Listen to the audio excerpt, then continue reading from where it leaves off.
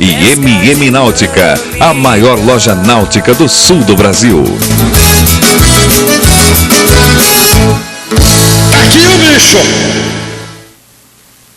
Quando o assunto é futebol, os craques do Mesa Redonda entram em campo. Bicho vai pegar. Eles atacam. Você sabe por esse dirigente? Defendem. Futebol merece coisa muito melhor. Suam a camisa. Olha com essa vaia aí, ó. E nunca perdem um lance. Agora vai! Mesa Redonda. Você não pode perder.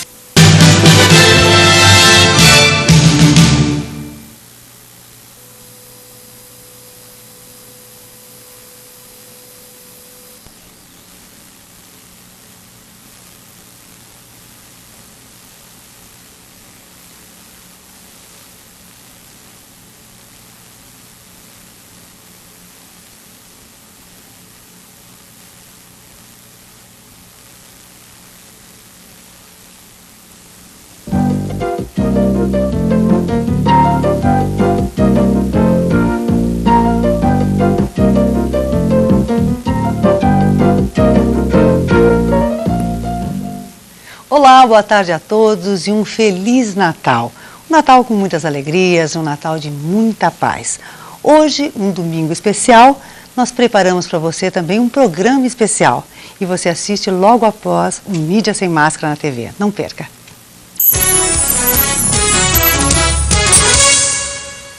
Muito boa tarde aos nossos telespectadores. Estamos aqui novamente com o nosso programa de insolências semanais. Hoje é dia de Natal, 25 de dezembro. Queremos, antes de mais nada, sugerir dar a todos os nossos votos de grande final de ano, que seja um Natal muito bonito, muito em paz, muito sincero e profundamente cristão, já que o Natal é uma festa cristã. Hoje nós temos um programa diferente do normal, porque este programa que você está começando a assistir nesse momento é um programa já gravado, portanto você não poderá excepcionalmente fazer perguntas. Nós não estamos ao vivo excepcionalmente no dia de hoje. Infelizmente não pudemos ter outra solução, mas é uma coisa natural que isso aconteça aí por virtude aí das festas de final de ano. Temos hoje um convidado extraordinariamente aqui conhecido de todos vocês, que é o Sandro Guidali, que é jornalista e articulista do Mídia Sem Máscara na internet, que você já o conhece, já esteve aqui mais de 2 vezes. E o nosso dia de hoje, então, é voltado para discutir assuntos que são importantes. Dentro daquele rol de preocupações dos nossos telespectadores, nós então acabamos aí fazendo uma seleção de perguntas e indagações e de dúvidas dos nossos telespectadores, e vamos aí fazer então uma espécie de pupurri de assuntos que foram aqui sendo colecionados ao longo do ano. Na semana que vem, que o nosso programa será então o programa do dia 1º de janeiro de 2006, nós faremos então uma espécie de retrospectiva do ano. No entanto, hoje ainda vamos tentar apagar aí o máximo das dúvidas que sobraram ao longo desse primeiro ano aqui do nosso programa. E aí, então eu queria já nesse momento passar a palavra para o Sandro. Sandro, como é que vai? Tudo tranquilo, Munir. Muito bem, Sandro. Feliz Natal a todos aí. Muito bem. Então temos aí uma porção de assuntos que os nossos telespectadores têm aqui nos indagado durante o ano de 2005. Eu queria começar, eu acho que esse é um programa diferente dos outros, como nós não temos aí a participação direta dos nossos ouvintes, nós vamos ter aqui de recorrer aqui às perguntas a um grupo de perguntas, não todas, infelizmente, que foram sendo colecionadas. Mas uma das principais famílias de dúvidas que há aqui nesse programa tem a ver com a questão econômica brasileira, porque, como vocês sabem, há mais ou menos aí uns 30 dias, aí no final do mês de novembro, início do mês de dezembro, o economista Delfim Neto, mais o economista Fábio Jean Biagi, que são 2 economistas de muito renome no Brasil, começaram a insistir na necessidade de o Brasil aumentar o superávit primário para o ano que vem, esse ano que começará daqui a alguns dias, de 4,25 para 4,7. Eu gostaria muito de começar explicando um pouco melhor o que é isso, porque eu sei que para a maioria dos nossos telespectadores essas expressões econômicas não dizem grande coisa. Então, o que os economistas Jean Biagi e Delfim Neto estão dizendo é que quando o governo gasta o dinheiro que ele recebe, por meio dos impostos que nós pagamos, no final deste gasto deveria haver aí uma sobra maior, uma economia maior do governo, com a qual o governo tem pago os juros. Dizem os economistas que o único modo de poder haver a redução da taxa de juros é haver um superávit primário maior, de modo que o dinheiro que o Brasil possa, com o dinheiro com o qual o Brasil vai diminuir a carga de juros, possa permitir que a taxa de juros que o Brasil é obrigado a pagar, ou que está disposto a pagar, possa ser menor. Eu sempre digo a vocês que é óbvio que essa é uma ideia muito boa. Aliás, o ministro Delfim Neto não é um homem de más ideias, tampouco é um homem de que você pode duvidar da inteligência. O economista Fábio Jean Biagi é um economista muito importante, é um economista ligado ao BNDES e, nesse momento, pesquisador do IPEA. Mas o que eu quero muito dizer aos nossos ouvintes nesse momento é que as ideias todas que propõem que haja uma determinada meta de um determinado assunto no governo, quase 100% delas acabam entrando no nosso bolso. Por quê? Porque na hora em que esses economistas dizem que a conta certa, o número mágico, é 4,7 e não 4,25, o governo logo imagina como é que ele vai aumentar o imposto para poder atingir essa diferença, enquanto nós aqui estamos imaginando ingenuamente que o governo faria mais economia, do mesmo modo que as pessoas que estão nos ouvindo agora lidam com as suas finanças pessoais. Quer dizer, quem está numa circunstância de ter uma dívida muito grande e recebe um salário com o qual não consegue pagá-la, pensa rapidamente em fazer mais economia, coisa que para o governo parece ser a verdadeira missão impossível. Então eu queria muito começar uma conversa agora aqui com o nosso convidado, para que a gente pudesse colocar mais elementos nesse assunto, de modo a orientar os nossos telespectadores aí que nos mandaram diversas perguntas sobre este tema. Sandro, olha, Morir, esse na verdade não é um assunto que eu possa dominar a política econômica no Brasil, mas o que eu vejo, acho que é um assunto bastante antigo, né? É uma polêmica bastante antiga. O Brasil está com os cintos bem apertados. Eu acho que isso aí não tem muita mudança no médio prazo. Agora, em 2006, é um ano eleitoral, deve haver alguma mudança. O governo, obviamente, vai soltar aí algum dinheiro e deve fazer uma política demagógica em função das eleições de outubro do ano que vem. Agora, hoje esses dias eu estava lendo, o Lula deve propor, inclusive, o aumento do salário mínimo para R$350. Então, mais uma política, enfim, que tem foco nas eleições do ano que vem. Agora, por outro lado, você veja, Morir, que o Brasil vem se aliando. Quer dizer, o Brasil tem uma situação extremamente difícil, né, caótica. Eu sou comerciante também, eu vejo isso de perto. As pessoas estão deixando o interior para ir para as cidades grandes ou para as cidades de balneário que tem um certo turismo. E note que estão iludidas com a perspectiva de ganhar dinheiro nesses lugares, percebem que o dinheiro não vai dar, percebe que não há um estofo de consumo suficiente para segurar essas pessoas nesses locais, elas empobrecem. Quando é uma menina jovem, acaba na prostituição, quando é um garoto jovem, acaba no tráfico de drogas, quando é uma família inteira, acaba catando lixo para vender latinha, né? Então essa é a realidade do país hoje. E eu não vejo mudança nem a médio nem a longo prazo. Então as pessoas estão iludidas, estão deixando suas cidades no interior, vindo para a cidade grande, vindo para onde existe supostamente consumo, onde supostamente o dinheiro está circulando, e chegam e dão com os burros na água e são obrigados a voltar. Agora veja, por outro lado, que o Brasil continua na sua política econômica exterior, pelo menos, se aliando ao que existe de pior, né? As perspectivas aí para o ano que vem é a Venezuela no Mercosul. O governo do Hugo Chávez, demagogicamente, se aproveita dessas situações em que o país vive para fazer a sua política também interna lá. Tem aí uma perspectiva de uma refinaria em Pernambuco, com dinheiro venezuelano e brasileiro. O Chávez também tenta se reunir aí com o Kirchner, né, na Argentina, para tentar alguma coisa.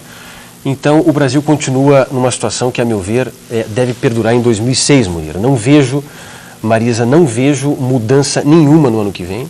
O Brasil continua aliado com o que existe pior no mundo, né, com o banditismo que existe na América Latina, patrocinado pelo seu Hugo Chávez, pelo seu Fidel Castro. E no plano interno, não vejo também mudança significativa. Acho que vamos continuar empobrecendo. Essa é a realidade do governo do PT e a realidade do governo tucano também anteriormente. Pois é, e é exatamente essa situação que está sendo aqui descrita, que é chamada, de modo geral, de neoliberalismo. Então, o neoliberalismo, que é tido pelo vulgo, né, pela pessoa que ouve de orelhada, que tem apenas a impressão dos fatos, que leu apenas a orelha do livro, que ouviu alguém falar. Então, o neoliberalismo, que é visto e tido como uma coisa cruel e terrível, como sendo uma espécie de exacerbação do capitalismo, nada mais é do que esse plano que está sendo descrito.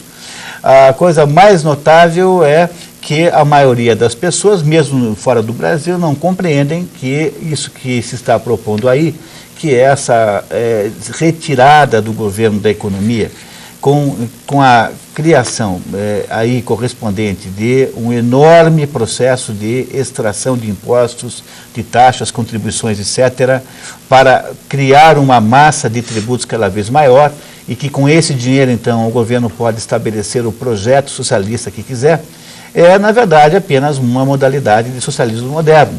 Portanto, se alguém achar que isto tem alguma coisa a ver com capitalismo, por favor, aproveite que ainda dá tempo, né? Hoje é dia 25, dá para pedir para o Papai Noel ainda, para trazer para você de presente um pouco de luz nesse assunto, que é justamente parar de acreditar que isso que acontece no Brasil é alguma forma moderna de capitalismo, quando na verdade é uma forma moderna de socialismo. O problema é que há uma enorme quantidade de capitalistas que acham isso muito bom, sobretudo se eles são capitalistas muito poderosos. O professor Olavo de Carvalho costuma chamar essa modalidade de capitalismo que decorre do neoliberalismo de metacapitalismo, ou seja, aquele capitalismo para quem é melhor haver um ambiente hostil à competição, um ambiente de dificuldades institucionais para o nascimento de concorrentes, um ambiente de excessivas exigências, porque quando você cria 1 milhão de exigências de natureza fiscal, ambiental, trabalhista, etc., etc., o que você faz, na verdade, é expulsar do mercado aquele comerciante, aquele empresário mais fraco e entregar o mercado todo para aquele que é grande, rico e poderoso. Então, anotar aí por essa experiência que nós durante o ano todo aqui tivemos, de grandes grupos econômicos brasileiros se esvaírem em elogios ao atual governo. E mais do que isso, entregarem a ONGs como o Instituto Ethos, por exemplo, quantidades incrivelmente grandes de dinheiro, com o objetivo de promover isso que se chama de empresa cidadã, é de se, portanto, dar razão que a este grupo de capitalistas monopolistas interessa um governo que seja institucionalmente hostil à empresa, ou seja, não só exija da empresa toda a sorte de salvaguarda, como toda a sorte de exigência de natureza ambiental, trabalhista. Agora, deixa eu só pegar uma carona que você está falando e veja só que tragédia que nós estamos vivendo. Porque, veja só, você tem um tripé aí que é a imprensa, né, o capitalismo, digamos assim, os empresários e o governo. A Isto É, a revista Isto É, da Editora 3, do Domingos Alzugaray, ela faz todo ano uma edição que se chama Empreendedor do Ano e Homem do Ano, alguma coisa. Aí você pega a revista, você vai ver alguns personagens lá. Você tem um grande capitalista, um grande empresário, você tem alguém relacionado à responsabilidade social, né? Alguém relacionado no meio social, uma espécie de Viviane Sena, digamos assim, né? É uma pessoa que está sempre por aí. Ou aquele do Instituto Ethos, que você acabou de citar, da Fundação Abrinq, né? Isso, o Oded Grajew. Exatamente. E você tem alguém do governo, o Guido Mantega, algum ministro envolvido nessa situação toda. Então, de quem você espera ajuda, você não tem. O empresário pactua com o governo, né, nessa situação toda. A imprensa, que deveria criticar, faz um jogo ambíguo, né? Ao mesmo tempo que critica a política econômica, em alguns setores, apoia a estrutura que está aí. Então, você não tem para quem correr, né, Munir? Você não tem para onde, você não tem uma imprensa, digamos assim, ou um certo setor do empresariado que diga basta a isso aí. Pior do que isso, Sandro, é o fato de que no ano de 2005 também nós percebemos que, sob o ponto de vista de salvaguardas jurídicas e institucionais, também não temos para onde correr, porque descobrimos que o governo federal controla o Congresso com base no mensalão, ou seja, no pagamento aos tais os deputados da base aliada e alguns da base inimiga até, ou seja, não há nenhuma, pelo menos isso até um certo ponto foi assim, né? Quer dizer, havia uma enorme facilidade de aprovar qualquer espécie de projeto, porque o governo, com base no seu poder econômico, ilegal e legítimo, porque dinheiro surrupiado dos cofres públicos, era capaz de comprar a oposição e com um Supremo Tribunal Federal, a nossa mais alta corte, dando sintomas crescentes de estar apenas coadjuvando o Estado, o governo. O Nelson Jobim, presidente do STF, durante aí todo este nosso ano aí, praticamente durante todo o ano, o Nelson Jobim esteve aí à frente de um processo de apoio eleitoral ao PT, completamente indevido, uma coisa que configuraria pelo menos, uma espécie de falta de compostura do ministro, chefe aí, do ministro presidente do Supremo Tribunal Federal. No ano de 2006, já com a aposentadoria no mês de janeiro, de mais um ministro e com as possíveis aposentadorias, ou pelo menos renúncias, com a possível renúncia do atual presidente por fins eleitorais, talvez ele faça isso, nós então teremos aí a continuação e aprofundamento desse processo em que o Supremo, que é para onde nós poderíamos correr para nos defendermos desta força extraordinária do Poder Executivo, não podemos mais contar com isso, porque o Supremo é uma entidade, nesse momento, cuja composição de forças indica que se trata de uma entidade mais política do que propriamente voltada para a justiça. E com um detalhe, a imprensa acaba fazendo assim uma espécie acaba alinhavando, né? Acaba tecendo a situação do empresário, do magistrado, do político, do governo, fazendo com que haja uma autobajulação, né? uma bajulação mútua, né? E a gente acaba ficando vendo esse tipo de situação, por exemplo, o jornal O Globo dando prêmio aí para empresários, ao mesmo tempo que dá prêmio para ministros, né, para gente até do segundo escalão. Né. Então, os empresários de comunicação do país, mais notadamente os irmãos Marinho, tem essa função, né, de criar uma grande panela em que você coloca aí, em que você não distingue mais, né, o que um está pedindo, requisitando, o que o outro está dando, oferecendo, o que o outro está reivindicando, né, fica uma panela só entre empresários, figuras como esse senhor aí que você citou, o Oded Grajew, né, Viviane Sena e outros aí com o governo. Então fica todo mundo nessa situação da chamada responsabilidade social, né? Porque o fulano, o empresário, está sendo premiado porque dedicou não sei quantos % do seu faturamento à creche e à favela e etc. e tal. E o governo vai lá e com o seu representante, com o seu ministro, dizer que, opa, excelente, parabéns, é assim que as empresas brasileiras precisam agir, precisamos cada vez mais ser solidários, né? Então, sob essa marca, esse lema da solidariedade, se configura, então, essa grande panela, que eu chamo, em que nós aí ficamos à mercê dessa situação, que é muito deprimente, na verdade, né? Sobretudo, Sandro, não sei se você concorda, mas quando houve o grande autoritarismo do período militar no Brasil, você tinha, de um lado, os militares que haviam tomado o poder na marra, e que estavam constrangidíssimos com isso, tanto é que procuraram dar uma cara de legalidade como puderam, né? A ideia houve arbitrariedades de todo tipo, houve exageros, houve tortura, houve. E aí, no entanto, tentou-se dar alguma base jurídica para isso, basicamente através do AI-5, que era, afinal de contas, um decreto-lei, como é esse, todo dia tem aí um. Quer dizer, um decreto-lei é uma coisa muito difícil de ter antigamente, hoje em dia tornou-se comum. Há mais decretos-leis no governo do Lula do que no governo do FHC, mas isso, o decreto-lei é o principal processo de criação de leis no Brasil desde o tempo do José Sarney, o tempo do Plano Cruzado. Mas o que é um decreto-lei? É o executivo legislando. Então, isso é uma coisa que, na sua natureza, tem um caráter profundamente discutível, porque, afinal de contas, trata-se de uma imposição do Poder Executivo ao sistema de leis do Brasil de uma determinada decisão. E é extremamente danoso isso. E sempre uma decisão extremamente que repercute muito, com muita repercussão social, senão não seria feito assim, não é isso? Então, por exemplo, o governo tentou fazer aí, no mês de novembro, a criação da tal da super-receita, inventou, então, isso por decreto-lei, não passou. Mas não passou porque o governo já estava aí no final do novembro com muito baixo prestígio, não podendo exercitar o seu mensalão do modo como sempre fez, agora ficou então aí,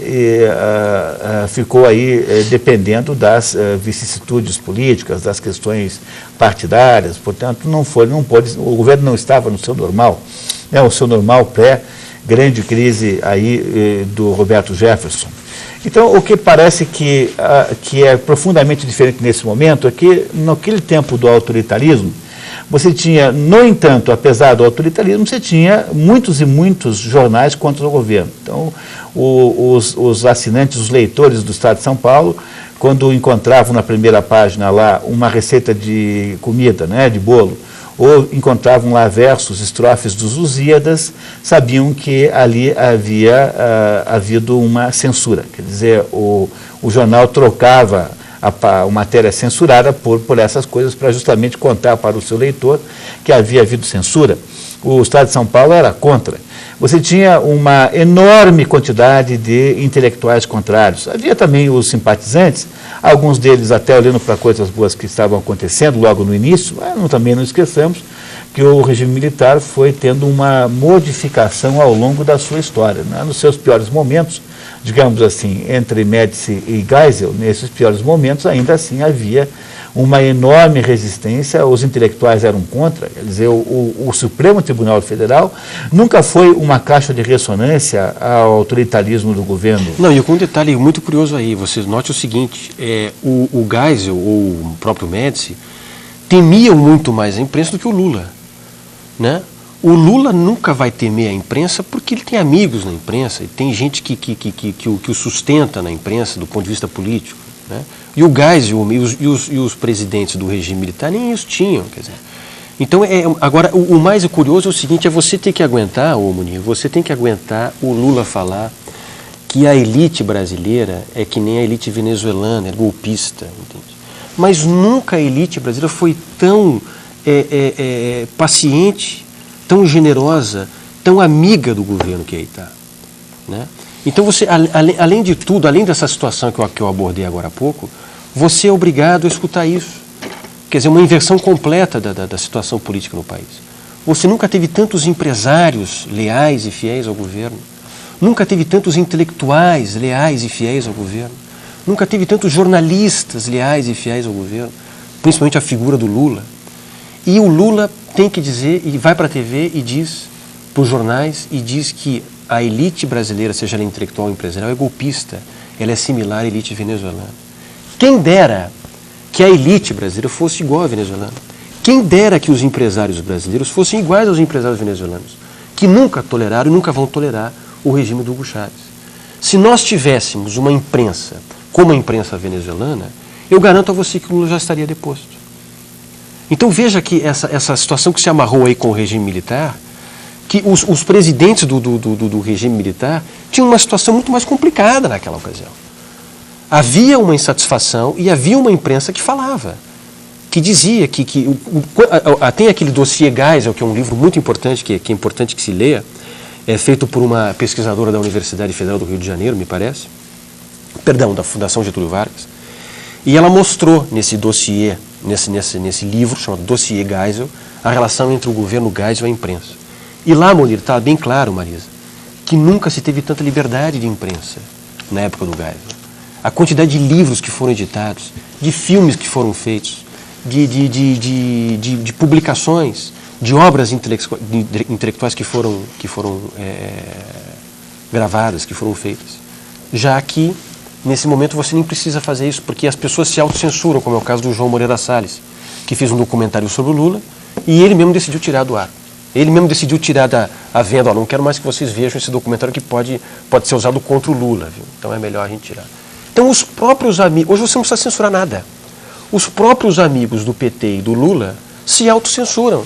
Quer dizer, ó, fica tranquilo, você não precisa me pedir para tirar isso do ar, eu estou tirando do ar, eu estou retirando isso do mercado.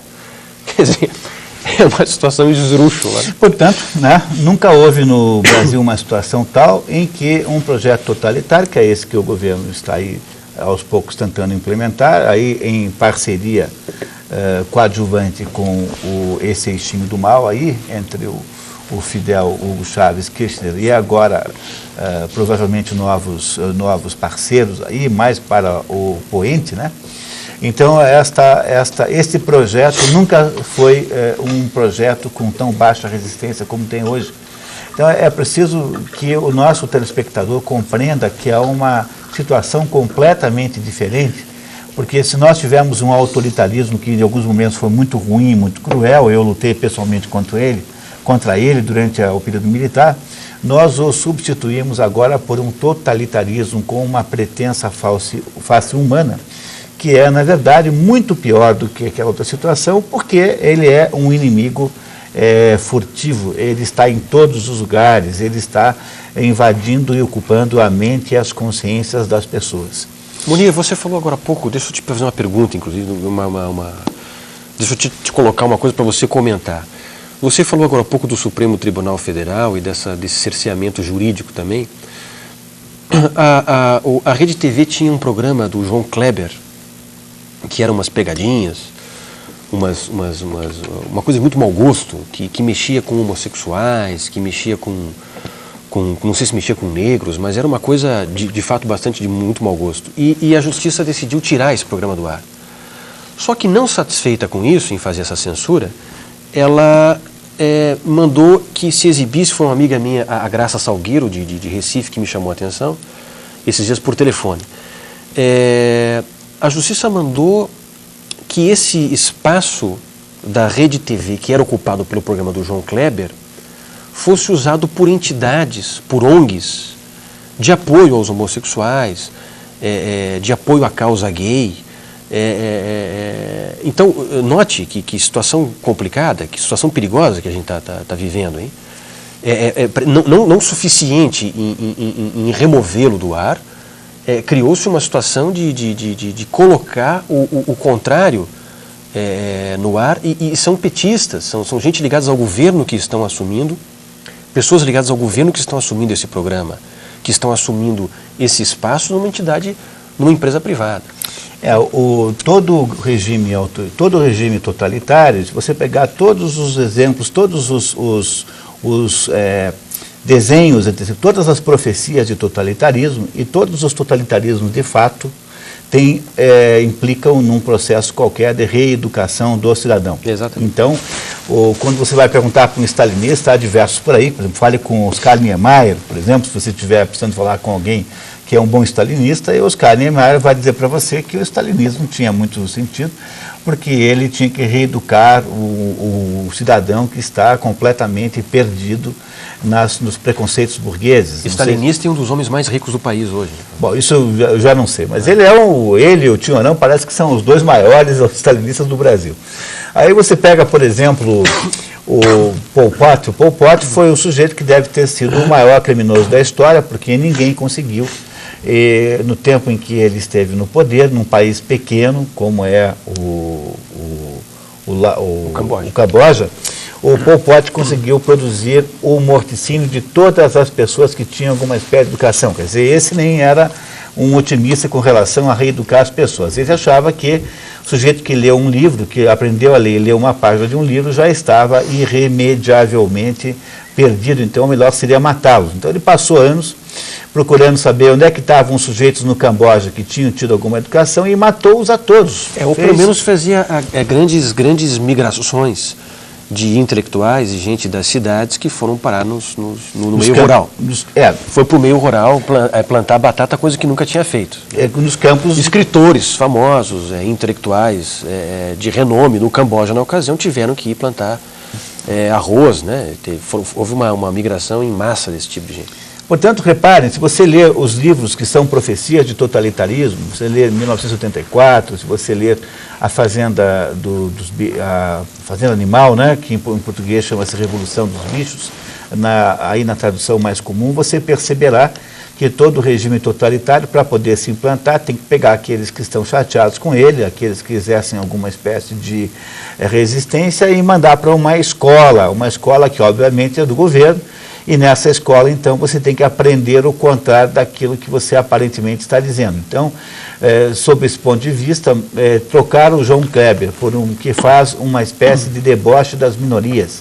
Esse João Kleber é um sujeito desclassificado totalmente, uma pessoa sem o menor sentido moral da vida, é um aproveitador, um oportunista, não tem absolutamente nenhuma grande qualidade aí de educacional, mas ao tentar impedi-lo de ser o que ele é, que ser o que ele é mais ou menos o que o povo brasileiro está autorizando que ele seja, ele é reeducado. Como é que ele é? Como é que você reeduca? Você faz exatamente o contrário. Você inventa, então, uma espécie de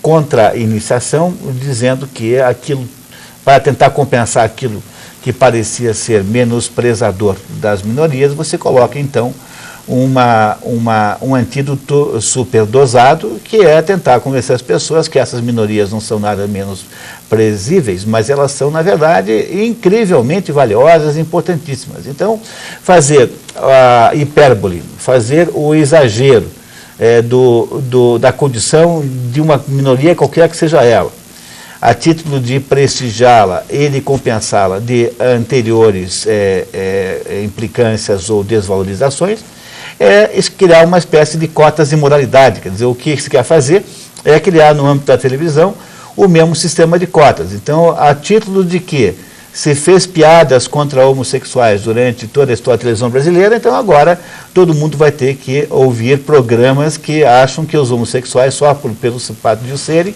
são pessoas incrivelmente importantes. É o mesmo critério das cotas. Agora, né? Veja bem, Muni, tem uma coisa curiosa que é o seguinte, não é só no Brasil que isso acontece, infelizmente. Tem um caso muito revelador do que está acontecendo hoje em dia no mundo, que é o caso dessa escritora que eu já fiz propaganda aqui nesse programa em novembro, quando eu estive aqui, e eu recebi muitos e-mails de pessoas querendo mais informações sobre ela. Aqui está melhor? Que é a Oriana Fallaci, essa escritora italiana que vive hoje, aqui tem uma foto dela, ela vive hoje em Nova York, ela está muito doente, ela sofre de câncer, e ela se notabilizou por defender a cultura ocidental da invasão islâmica na Europa. Então ela tem esse livro aqui, que é o segundo livro dela, mais importante, que é A Força da Razão, que eu trouxe aqui em novembro, quando eu participei desse programa pela última vez, comentando que não havia nenhum editor brasileiro que tivesse ainda, e ainda não há nenhum editor brasileiro que tenha traduzido esse livro aqui, que é um livro importantíssimo, porque ela revela em detalhes o que está acontecendo hoje na Europa com o avanço do Islã sobre a cultura europeia. Ela foi processada, ela tem diversos processos, ela é vítima de muita perseguição, tanto que ela mora nos Estados Unidos. Uma associação pró-islâmica da Suíça já pediu a prisão dela, já pediu a extradição dela da Itália para a Suíça. Ela não pode tocar o solo suíço, que ela vai presa. E a Oriana Fallaci, então, é uma das principais vítimas, uma das principais intelectuais vítimas desse cerco nojento, né, aos intelectuais que ousam sair do lugar comum, sair do contexto comum esquerdista e socialista. Basicamente, ela relata como vivem os muçulmanos na Europa. Há um problema sério da poligamia e mostra como a esquerda, os governos esquerdistas apoiam o Islã, dando dinheiro para a construção de mesquitas em várias cidades da Europa, ao mesmo tempo em que a própria Igreja Católica faz um trabalho de valorização do Islã e de depreciação da própria religião cristã. É uma coisa muito... É incrível que isso esteja acontecendo, às vezes não dá pra, às vezes dá vontade de não acreditar, mas há várias instituições, várias entidades na Europa já pediram a prisão, ou pelo menos uma satisfação pelo que ela tem falado, pelo que ela tem dito. O primeiro livro dela chama-se A Raiva e o Orgulho, e o segundo é A Força da Razão. Eu critiquei muito, e ainda critico, como é que nenhuma editora brasileira não traduziu para o português aqui do Brasil esse livro. É um livro imperdível. Eu comprei esse livro na Argentina, o editorial El Ateneu da Argentina fez uma tradução para o espanhol de lá, e é uma pena que isso não tenha, que o público brasileiro não tenha acesso ao que diz a Oriana Fallaci. Então é uma situação que acontece é uma italiana, veja que não é nenhum pé de chinelo aí, e teve que ir para os Estados Unidos para fugir da perseguição dos políticos de esquerda e da justiça da Suíça, que esses caras querem a cabeça dela. Então, não duvido que isso aconteça mais cedo ou mais tarde, isso possa estar acontecendo aqui também. Eu acho que eu tenho até uma maneira de ajudar a entender o fenômeno, que até porque eu também sou editor, eu não acho que haja, com relação a esse assunto deste livro em especial, qualquer espécie de prevenção contra o assunto, como se alguns editores tivessem algum repúdio, porque a maioria dos editores, como aliás não há nada demais nisso, são comerciantes comuns e que têm uma atitude de comércio, quer dizer. O que me parece que deva ser a razão desse fato é que esta visão que se tem em alguns círculos do perigo islâmico é inexistente no Brasil. Quer dizer, se você olhar para o panorama brasileiro, o perigo islâmico é menor do que a torcida do Corinthians, do que o mal que pode fazer a torcida do Corinthians no final de clássico. Não há nenhuma espécie de sintoma aqui, portanto, para os brasileiros em geral, há uma total invisibilidade da possibilidade do Islã ser uma força temível sob o ponto de vista cultural, coisa que certamente na Europa sente-se com a maior força no continente. Que o problema se aprofunda, sabe por quê, Munir? Porque o problema é que você tem uma quantidade imensa de obras, de livros e de trabalhos de viés socialista, de viés esquerdista, né, de viés anti-americano, e de viés pró-islâmico, que contrasta com a inexistência do contraponto, né? Que contrasta com o desconhecimento da população leitora do país de algo que fuja, né? Que saia do lugar comum do pensamento esquerdista globalizante que nós vivemos hoje. Então esse é o problema, quer dizer, você tem aí 10, 15 livros editados por mês que falam de um assunto, né? Que falam mal do Bush, falam mal dos Estados Unidos, apoiam, tratam os muçulmanos como coitadinhos, como oprimidos, e, por outro lado, você não tem uma Oriana Fallaci. Quer dizer, esse é o ponto que eu acho que é um pouco mais sensível dessa leitura que eu faço. Sandro, e concordo contigo quanto à questão para os editores, eu acho que... E é um livro que foi muito vendido na Europa. Onde há a possibilidade do Islã parecer ameaçador, de fato é lá. O que acontece é que os analistas tendem a imaginar que exista um bloco único chamado ONU, movimentos socialistas, movimentos islâmicos radicais, e esse bloco não é de fato um bloco, ele simplesmente parece um bloco quando você simplifica as coisas para fins de olhar para isso assim como um estado de guerra, né, planetária, que você aí então tem as leituras fundamentalistas dos dois lados. Assim. Eu tenho a sensação profunda de que o Islã ele tem um profundo desprezo por todos os dois lados em conflito. Quer dizer, se nós olharmos para um conflito hoje no mundo, esse me parece gravíssimo e que está aqui completamente instalado, que é o conflito entre a tentativa de criar um governo mundial esse com base na ONU e com a autoridade sobre os Estados nacionais. E olhando para a contraposição a essa tentativa, que é a tentativa de impedir que isso aconteça por meio de uma resistência dos Estados Unidos. Quer dizer, quando eu vejo os Estados Unidos aí não assinando o protocolo de Kyoto, não assinando isso, não assinando aquilo, eu tenho absoluta certeza que eu sei por quê.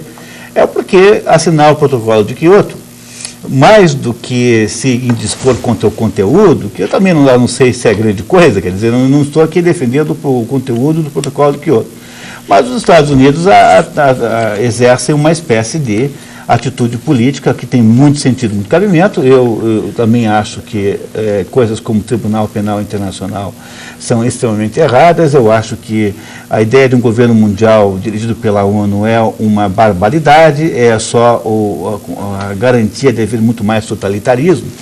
Mas eu não acho que o islamismo seja um inimigo, não seja um amigo da nova ordem mundial em torno de um projeto contra os Estados Unidos. Eu imagino que dentro de uma radicalização de posições, ele se posicione muito mais taticamente do lado dos inimigos em geral dos Estados Unidos. Mas a ONU acaba nessa questão entre entre o terrorismo islâmico e os Estados Unidos, ou o marxo-terrorismo, como já falou o Olavo de Carvalho. A ONU se posiciona mais ou menos como o Brasil se posiciona entre as Farc e o governo colombiano. Quer dizer, a posição brasileira do Lula, principalmente do governo Lula, é de total ambiguidade. Quer dizer, o governo brasileiro, infelizmente, e para vergonha de nós brasileiros, considera as Farc, a terrível guerrilha, a assassina guerrilha de esquerda na Colômbia, como parte legítima de um processo de negociação. Então, a ONU vai funcionar mais ou menos dessa forma, quer dizer, para os terroristas islâmicos é bom um governo mundial gerido pela ONU. Assim como para as Farc é muito bom e muito pertinente que a América Latina seja tomada por figuras como o seu Lula e como o seu Hugo Chávez. Porque a partir daí, essas figuras, esses terroristas, esses narcoguerrilheiros, vão ter um palco, um cenário, um momento institucional em que eles vão poder estar negociando de igual para igual com governos democráticos, como é o do seu Álvaro Uribe.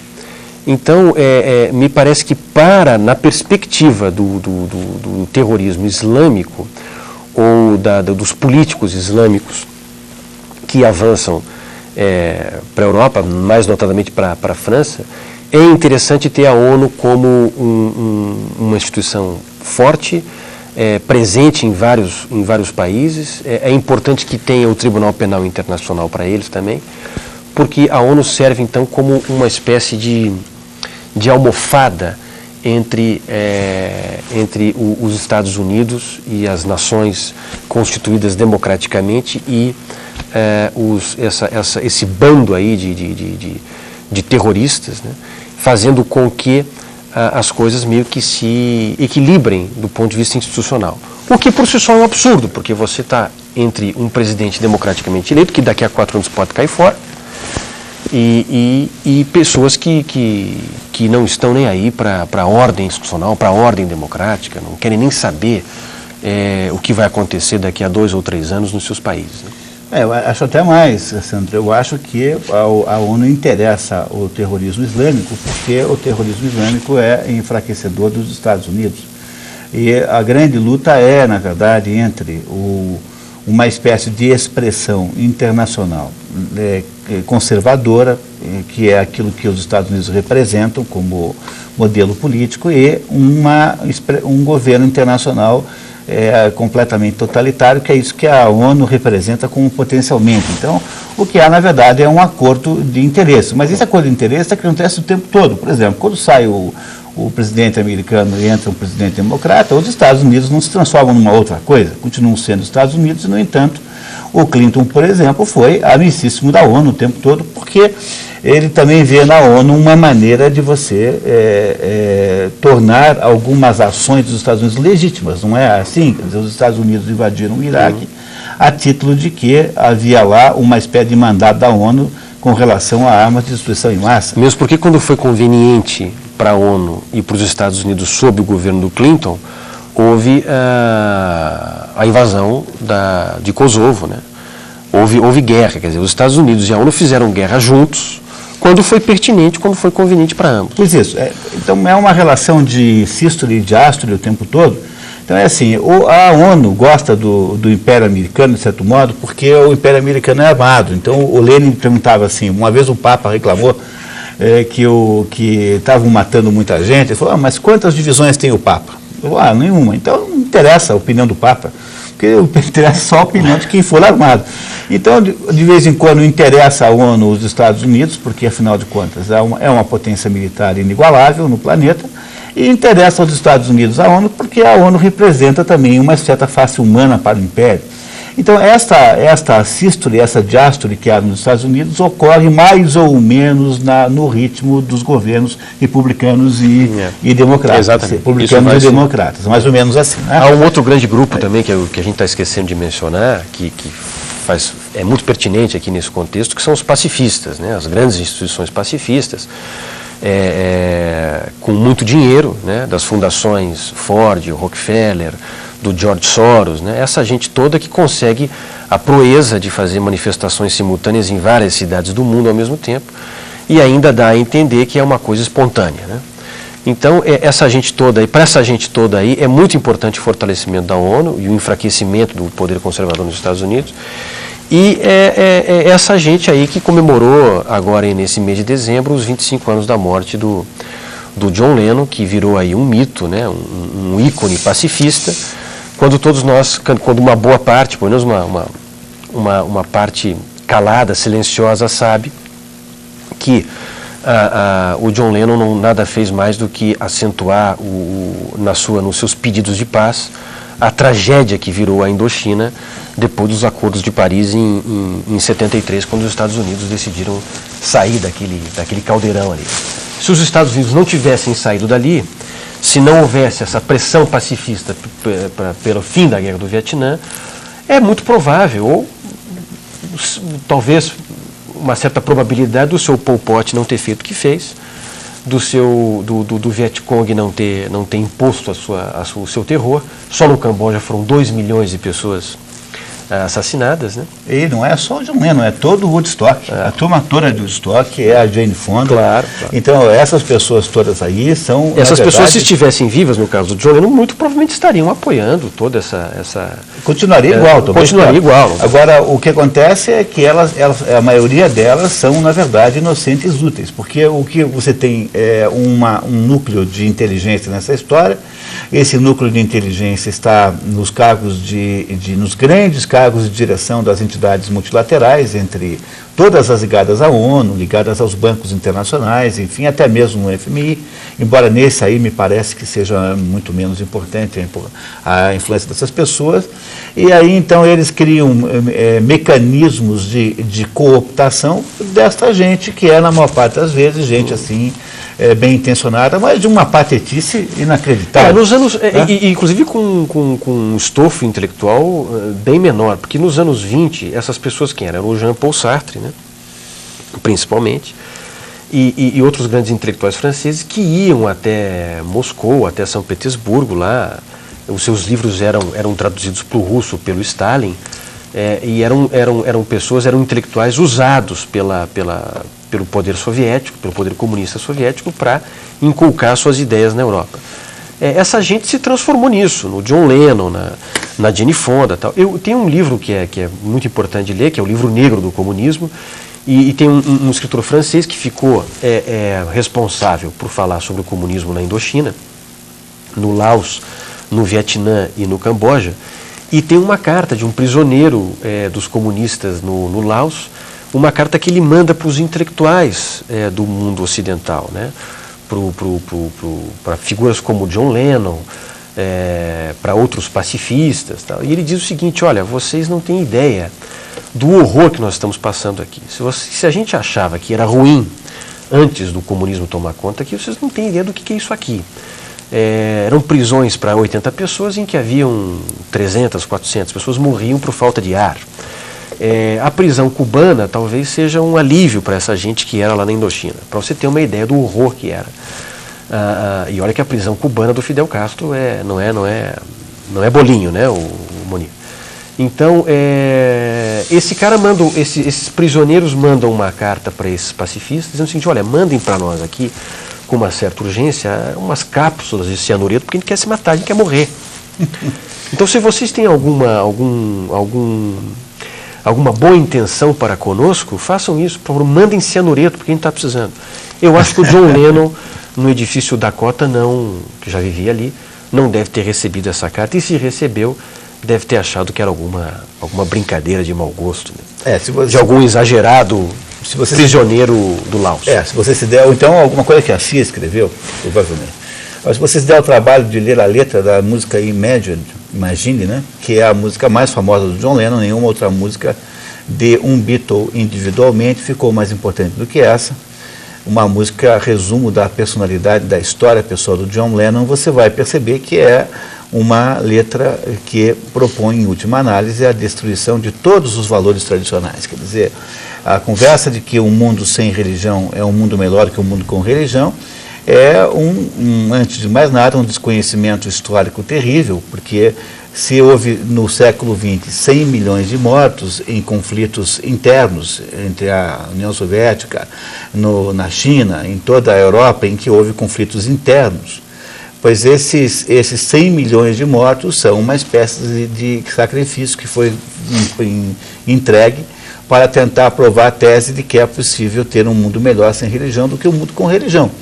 Ora, no entanto, no que o Sandro tem toda razão, é que esta gente intelectual não faz a menor ideia do que está fazendo, ou quando faz, ou faz cinicamente. Por exemplo, ao perguntarem ao Jean-Paul Sartre por que é que ele continuou fazendo propaganda do regime soviético, mesmo depois de ele ter sido informado das atrocidades que estavam ocorrendo ali, ele respondeu assim: pour ne pas désespérer le prolétariat, que significa para não desesperar o proletariado, ou seja, para manter viva a possibilidade de ter um regime igual aqui no Ocidente, para que isso pudesse ainda continuar sendo uma esperança, ele resolve então mentir descaradamente para o mundo intelectual que leu, que viu e que foi dirigido por ele. O Jean-Paul Sartre é o autor intelectual dos grandes distúrbios estudantis de 68 na França. Então, justamente para poder manter essa mentira viva, o Jean-Paul Sartre, então, declara-se mentiroso e falso, porque é essa a atitude da parte da intelectualidade do século XX, sobretudo, que não esteve envolvida nisso por ingenuidade. Porque o John Lennon, eu até acho que é ingênuo, é um sujeito todo complicado, preocupado lá com a mãe dele. Eu acho que as pessoas entram nisso, porque eu sempre tive sempre uma curiosidade de entender como é que se formata a mente esquerdista. E eu, da minha experiência de vida, né, eu estive muitos anos ligado à política estudantil, tive filiação ao PT, uma pequena parcela de tempo, no auge do governo militar. Eu desconfio de que o que torna uma pessoa com uma mente esquerdista é uma profunda baixa estima, uma espécie uma falta de realização existencial completa. O sujeito está lá com aqueles problemas todos que ele não consegue resolver, ele começa a atribuir ao mundo. Então é óbvio que as coisas ruins e más do mundo todas nos exasperam e nos fazem sofrer.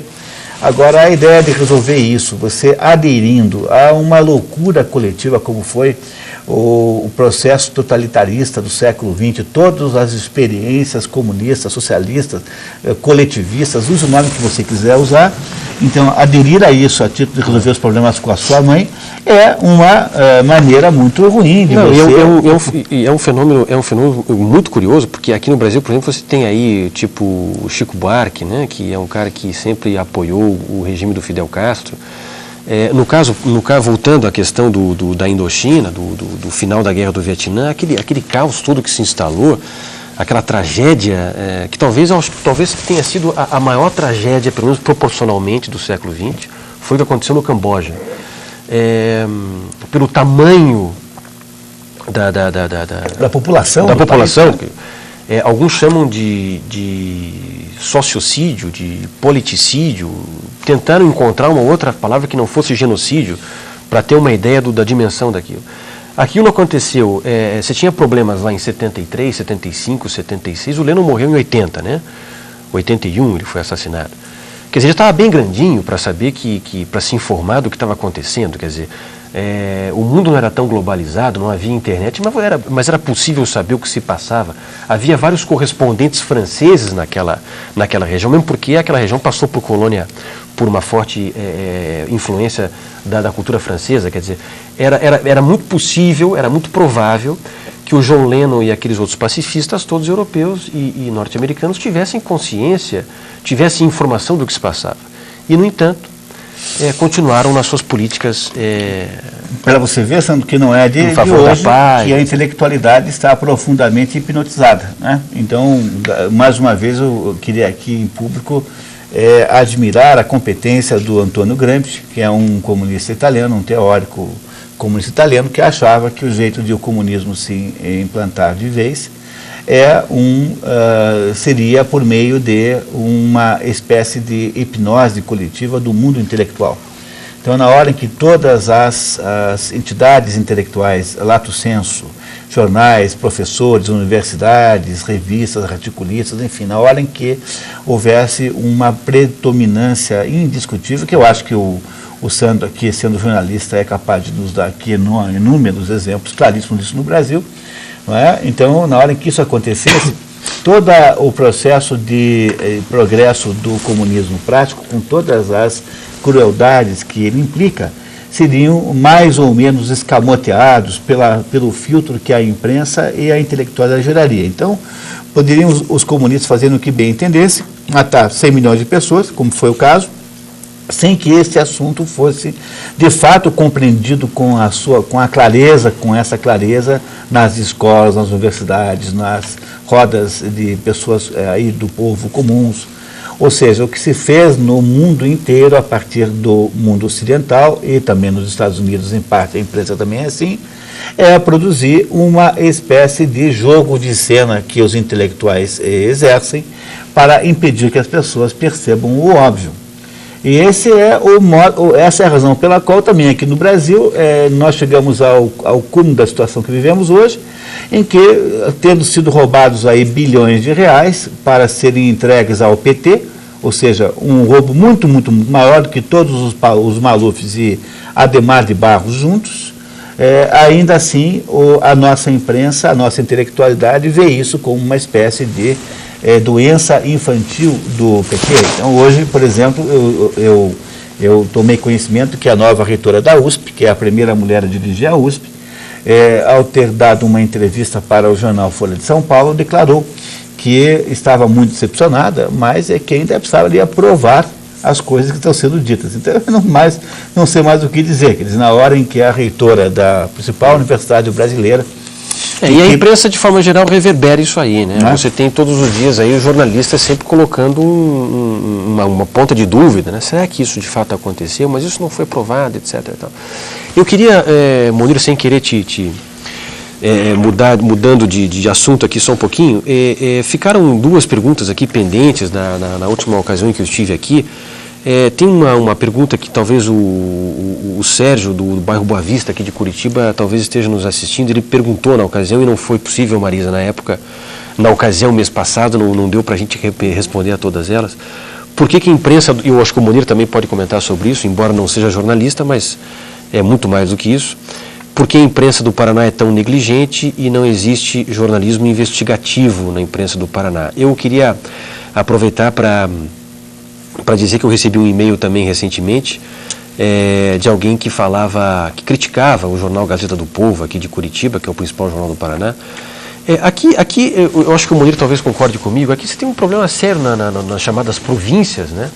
Quer dizer, se o jornalismo brasileiro nas grandes cidades já é muito ruim, você imagine nas cidades menores, né? Nas cidades, digamos assim, do porte de Curitiba, ou de Florianópolis, ou de Belo Horizonte. O problema aqui me parece que é um problema crônico, Munir, já de há muitos anos. Os governos estaduais é que bancam os jornais, né? Eles abrem os cofres lá da Secretaria de Comunicação Social, que eles chamam, e irrigam os empresários dos jornais. Então fica muito difícil para o jornalista paranaense. Eu acho que há jornalistas no Paraná de muito valor e que gostariam e que pretenderiam fazer jornalismo investigativo aqui, mas fica muito difícil, porque você esbarra nessa questão, mas você não pode falar mal de fulano, você não pode falar mal de Beltrano. Não, nessa secretaria aqui vai surgir uma verba que a gente não pode falar mal do secretário, quer dizer, não, então são tantos os obstáculos para se fazer um bom jornalismo no Paraná, e eu acho que em Minas isso acontece, na Bahia não deve ser diferente, em Santa Catarina também não, que a imprensa fica de fato muito ruim. E os jornais, os grandes jornais desses locais, como a Gazeta do Povo, ou o Estado de Minas, ou a própria Zero Hora no Porto Alegre, acabam apenas reverberando, né, o que os jornalões acabam dizendo. O Sandro, eu sempre tive também a mesma impressão que você. Ultimamente eu tenho descoberto uma coisa nova a respeito disso, né? Eu acho que a principal causa da redução da qualidade do jornalismo, seja na província, seja nas duas grandes capitais, porque Brasília, para você ver, né? Brasília é uma capital que não tem jornalismo de tamanho, né? Ninguém se preocupa em saber o que o Cruzeiro Brasiliense, o Correio Brasiliense acha disso, daquilo. Então, Brasília, apesar de ser a capital, tem um jornalismo um pouco, digamos assim, ainda um pouco provinciano, né? Então você tem de um lado, você tem duas capitais com 4 grandes jornais, 2 capitais culturais, né? E você tem depois a província, cada uma com um jornalzinho mais ou menos assim. Então você pega, por exemplo, Porto Alegre, tem lá a Zero Hora. Mas o que é interessante notar é que em Porto Alegre já existia um outro jornal chamado Correio do Povo, que era muitas vezes melhor do que a Zero Hora. E no tempo em que Porto Alegre era mais província do que é hoje.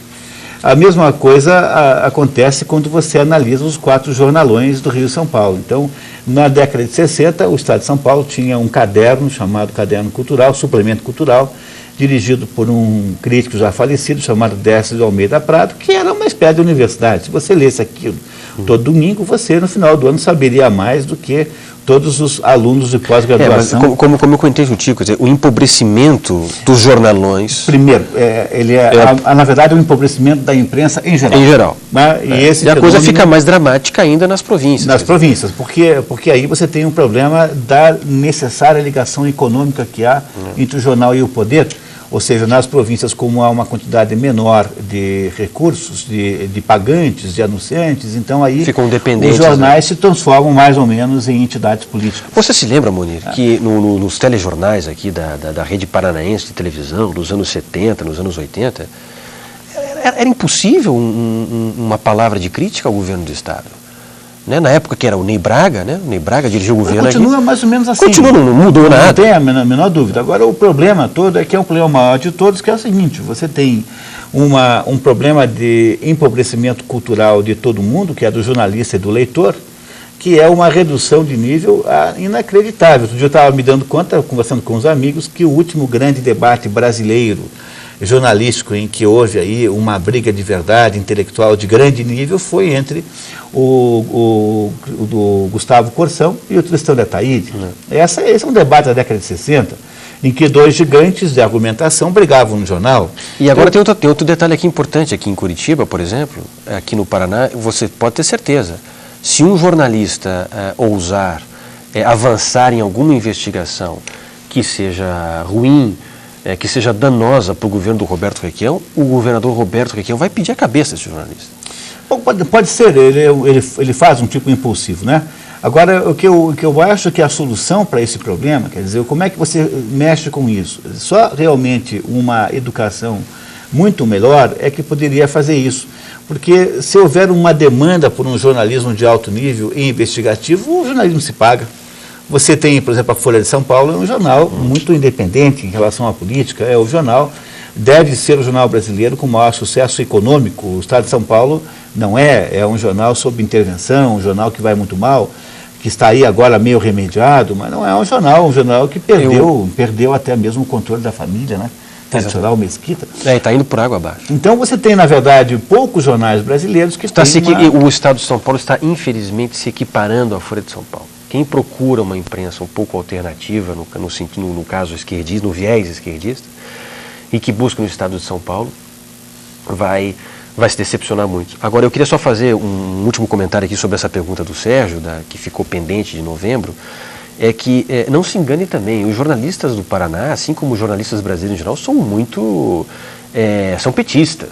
A maioria é petista, a maioria não vai fazer corpo mole na hora de investigar coisas contra o PT, e eu acredito aqui no Paraná contra o Roberto Requião, porque os sindicalistas, os sindicatos, os jornalistas que trafegam entre sindicatos e redações são muito amigos do governador e eu acho que é muito difícil que a gente tenha aí uma mudança nesse cenário, pelo menos do ponto de vista dos jornalistas.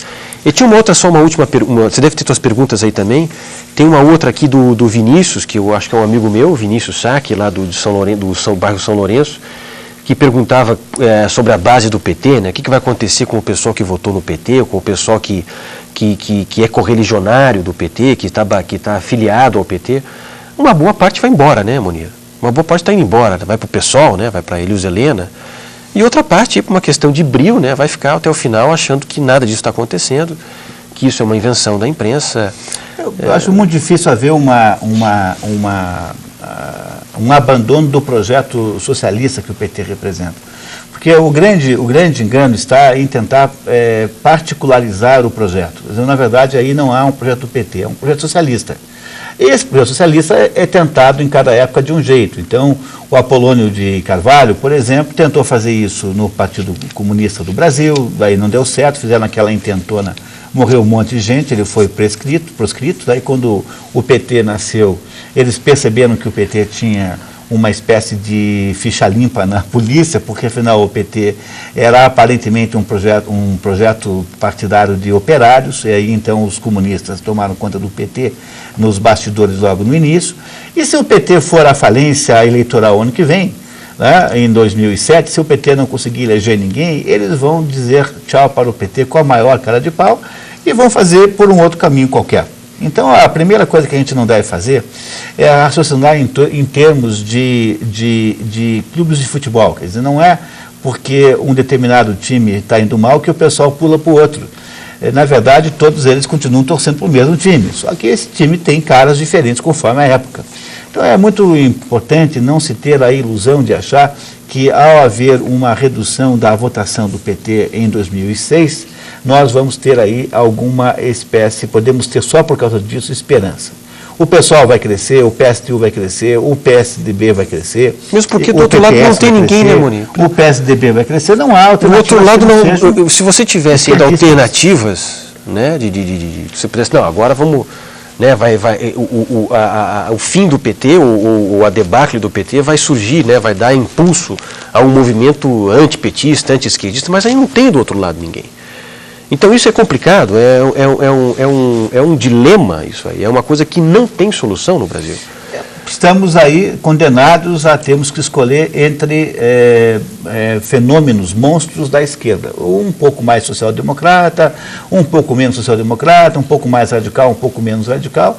E isso significa que qualquer coisa que se tenha feito neste ano que está acabando para denunciar o que está acontecendo, tudo isso é muito menos poderoso do que a força que esse projeto tem. Afinal, esse é um projeto que está sendo produzido pela maioria quase total dos intelectuais brasileiros da imprensa.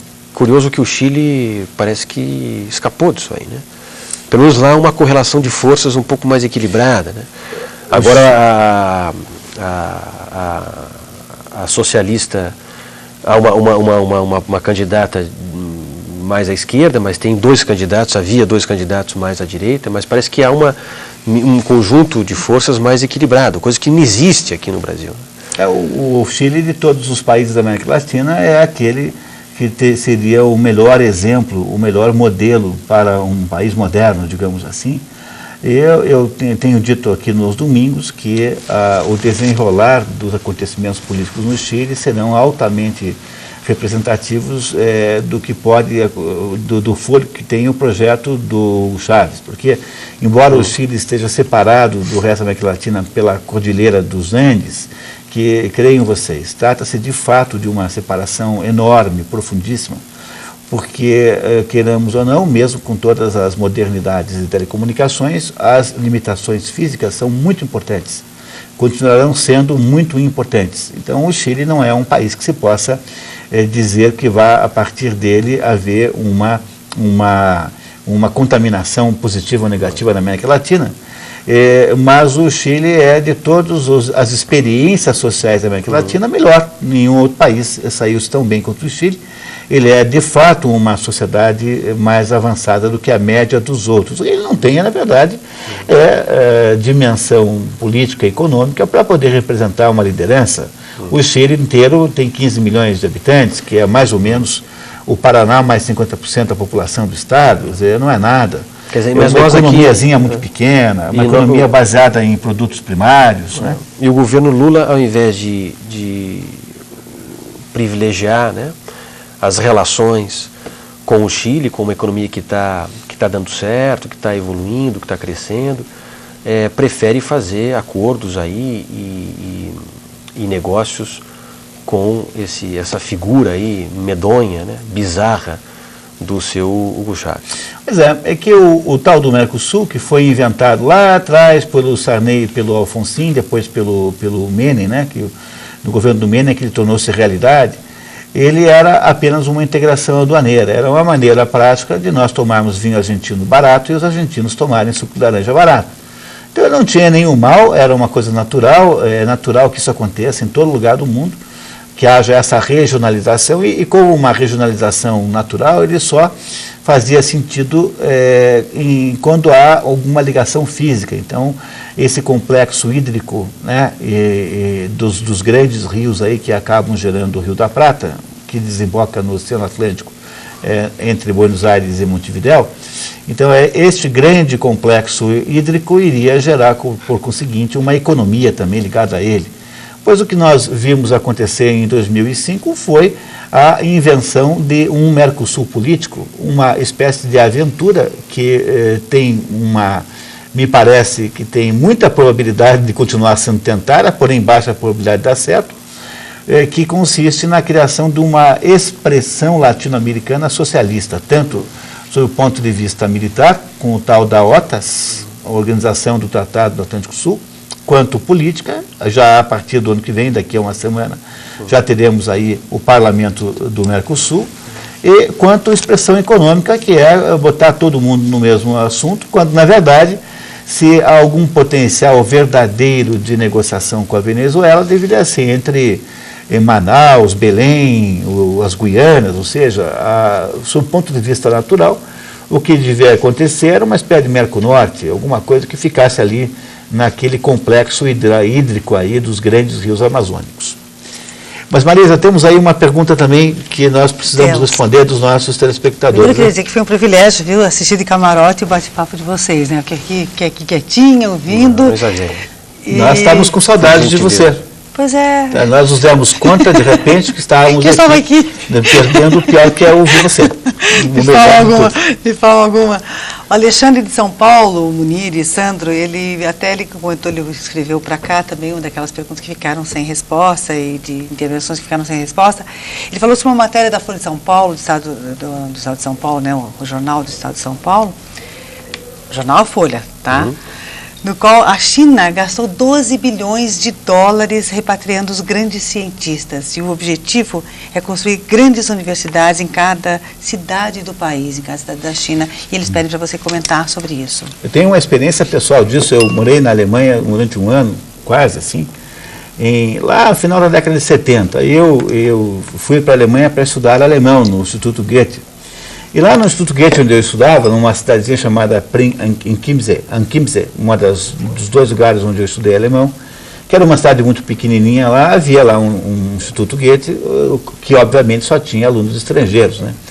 E entre os nossos colegas havia, assim, uma meia dúzia de chineses, que tinham uma característica engraçadíssima. Eles se vestiam todos com a mesma roupa, uma espécie de, aquilo que antigamente chamava de goiabeira, uma roupa assim com a calça e o casaco da mesma cor, assim, com aquela, sem gola, né, com o botão até aqui em cima, um chapéuzinho, assim, de revolucionário, e eles olhavam, comportavam-se de um modo incrivelmente gregário. Então, se você fosse todos os dias a uma certa hora, estavam os 6 chineses, homens e mulheres, fazendo ginástica. E eu fiquei amigo de um deles e comecei a perguntar do modo que dava para perguntar, né, porque falávamos alemão mal, um tanto um quanto o outro. Eu até acho que um pouco melhor, porque eu já tinha saído aqui do Brasil com um certo nível, né, técnico de alemão, e eu perguntava, mas conta, como é que é isso? Falei, não, é que nós fomos escolhidos, eu sou engenheiro, somos todos engenheiros, nós fomos escolhidos pelo governo chinês, para nós e milhares de outros, para sermos educados no Ocidente nas grandes competências tecnológicas.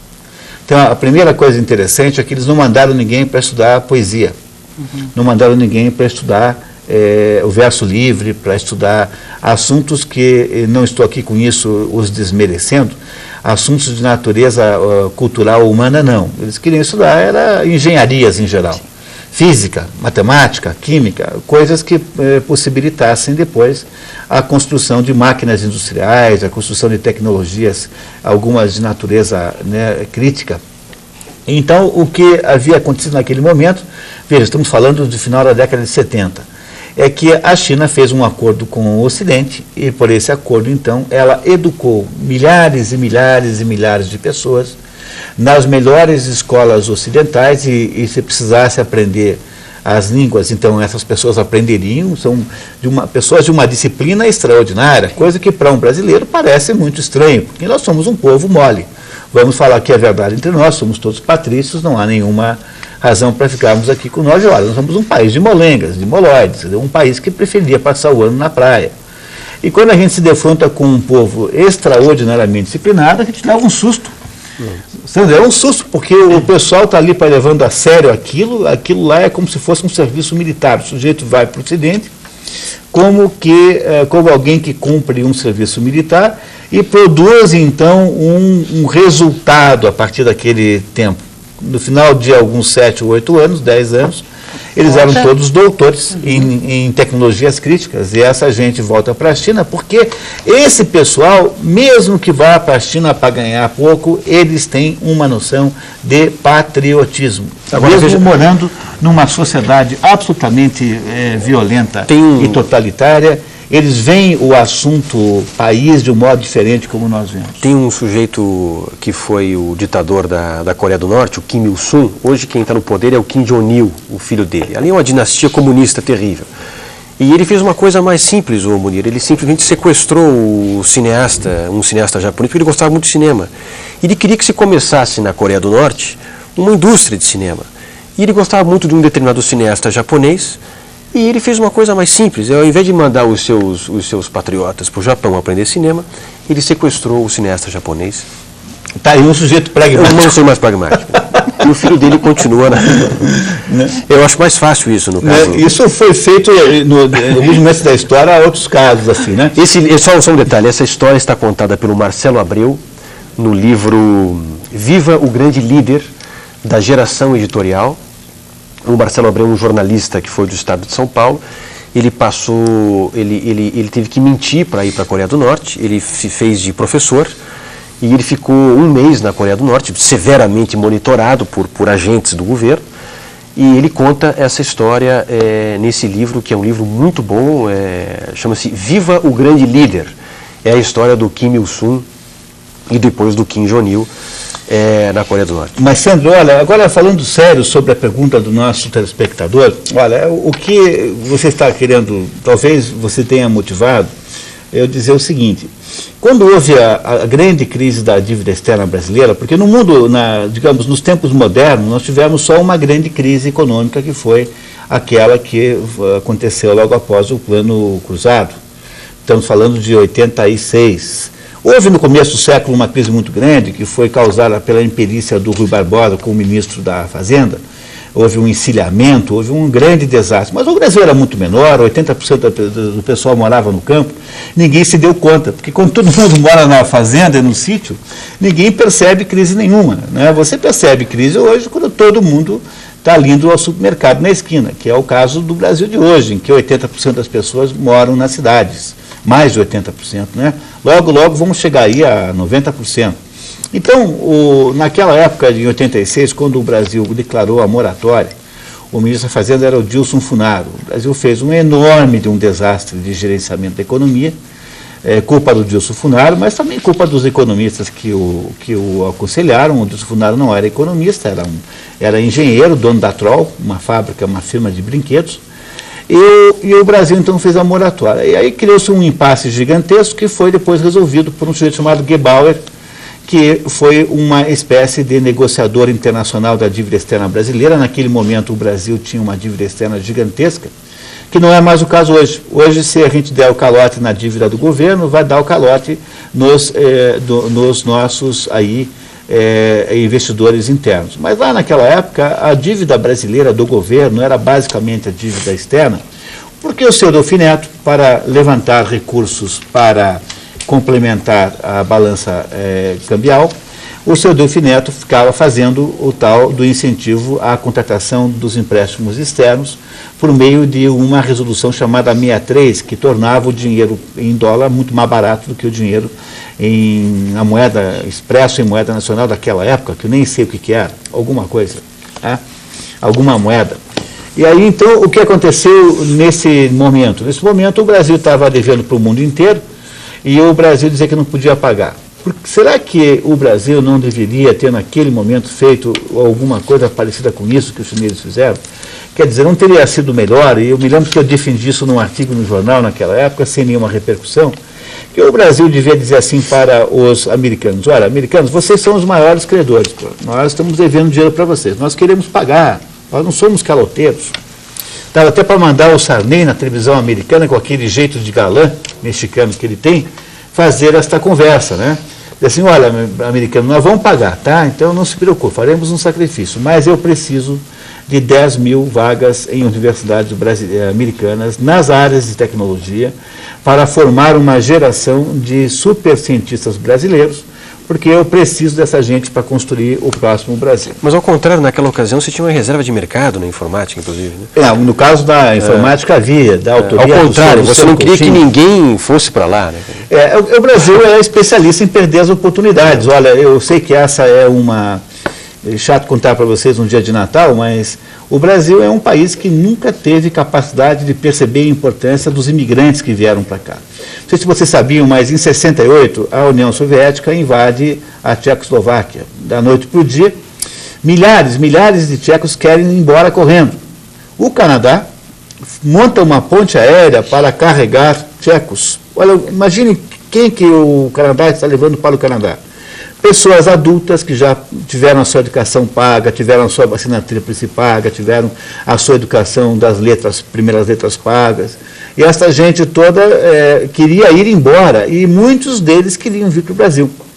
Pois o Brasil não só não fez nada para ajudar a essa transferência, não moveu um único dedo, como a Raquel de Queiroz, que é uma nossa compatriota aqui, que naquela época era quase a pessoa mais influente, que tinha uma coluna na grande revista brasileira da época, que era a revista Cruzeiro, que equivale hoje à revista Veja. A Raquel de Queiroz escreve um artigo perguntando assim: o que faremos nós com estes favelados de olhos azuis? Quer dizer, o Brasil não é capaz de compreender a importância que tem a competência das pessoas, do ser humano. Mas está acima da nossa possibilidade. Então, essa uma coisa como essa da China, eu não sei se você compreende a importância que isso tem. Quer dizer, um assunto como esse da China é uma espécie de revolução extraordinária, porque imagine o que representa esta massa humana que aprendeu que o melhor o Ocidente tinha a oferecer e aprendeu mesmo.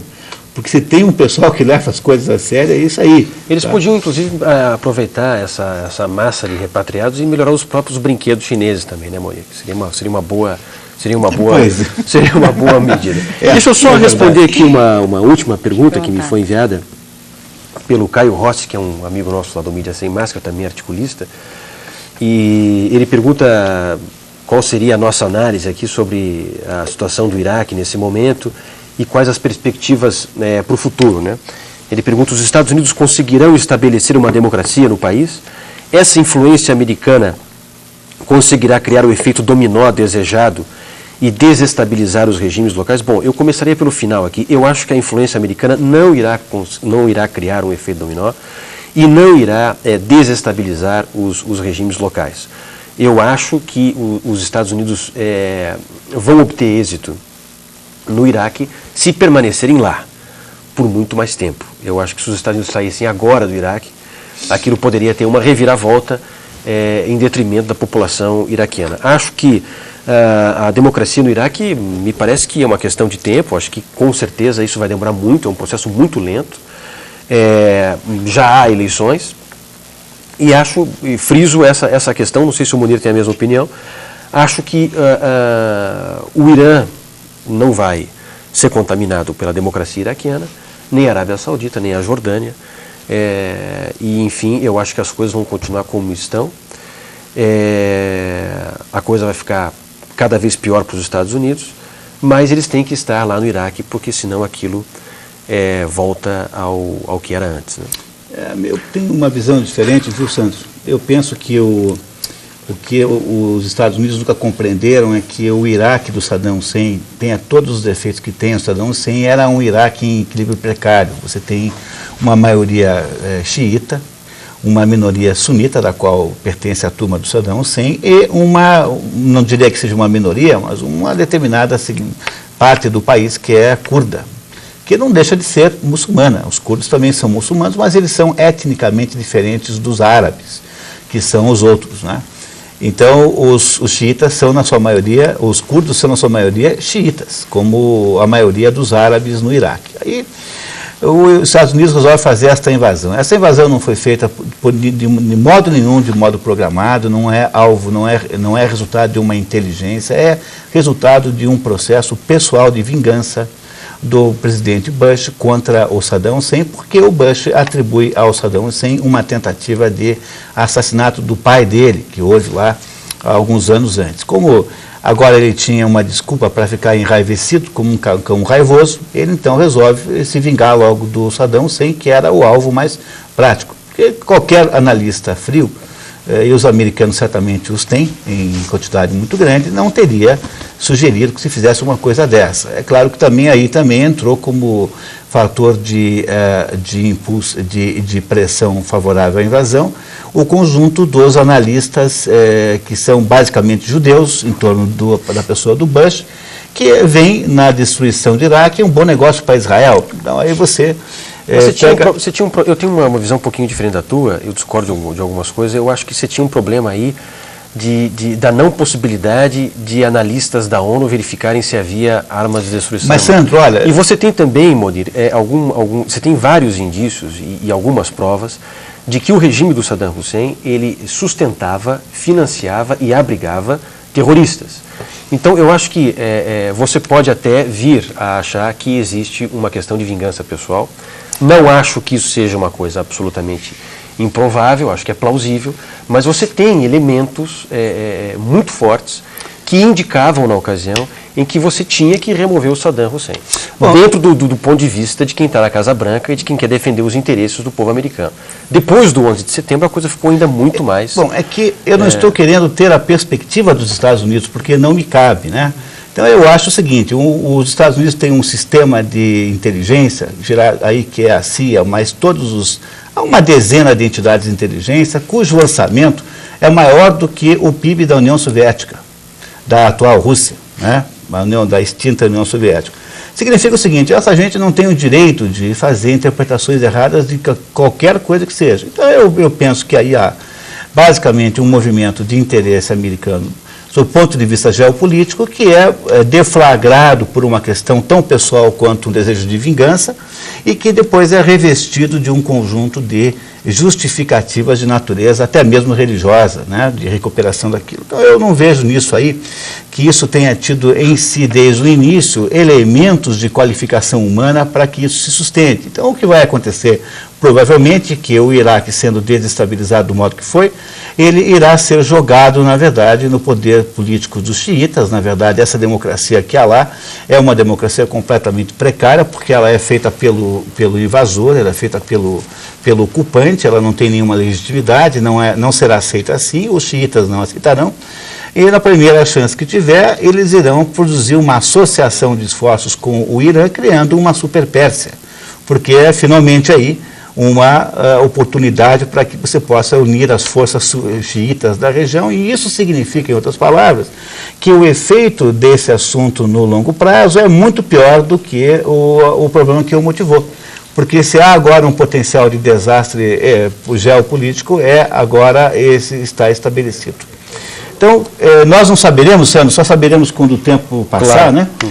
Mas eu preciso dizer a você que eu tenho um enorme ceticismo com relação a esse assunto. Eu acho que esse é um assunto que nós não entendemos de fato. Eu sou um pouco mais otimista. Vamos ver o que vai acontecer. Muito bem. Daqui a 5 anos vamos